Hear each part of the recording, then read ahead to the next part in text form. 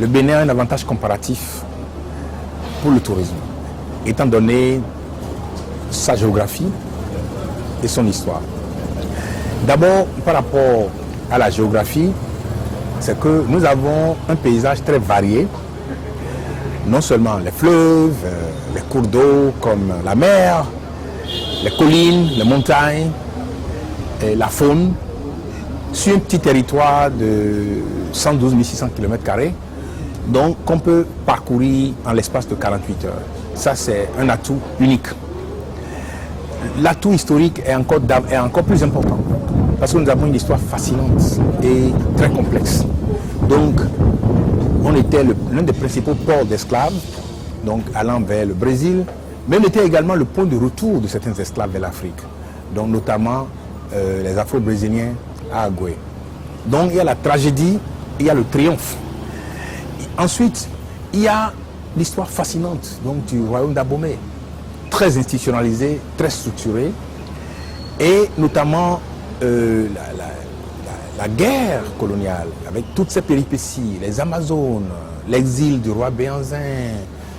Par la suite, on a la résistance au nord, notamment la guérilla rurale de Kaba.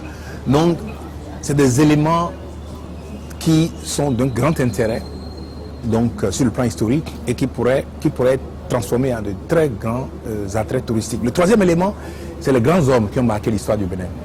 Donc j'ai parlé en particulier de Marc Tove-Alokenom, qui en fait était le père fondateur du panafricanisme, qui était l'un des premiers en fait, sur le plan international, sur le plan mondial, en train de travailler à le rassemblement et à la conscientisation des Noirs, non seulement pour résister contre la discrimination raciale dans le monde entier, mais également sur donc, mettre fin à la colonisation. Une mort tragique, mort à 49 ans, donc en prison à Dakar.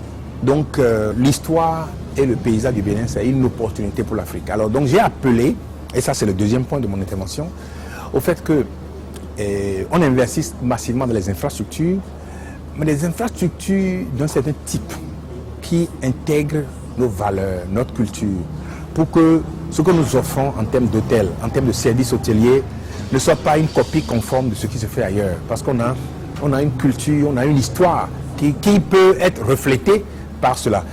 J'ai aussi appelé au fait qu'on transforme l'enseignement et la recherche historique en priorité du développement, parce que ça nous permet en fait de transformer tous les Béninois en des agents directs ou indirects du tourisme. Le troisième point de mon intervention, c'est de parler de ce que nous faisons au African School of Economics, qui est une école qui met beaucoup l'accent sur l'enseignement de l'histoire, en même temps que les mathématiques et la statistique. Voilà, donc c'est un mélange unique où nos étudiants ne sont pas seulement formés aux outils d'analyse, mais également on leur donne une connaissance, une assise dans leur histoire et dans leur culture. Et le dernier point, donc, nous essayons de faire de notre campus un grand attrait touristique à l'image de ce que nous voulons faire du Bénin.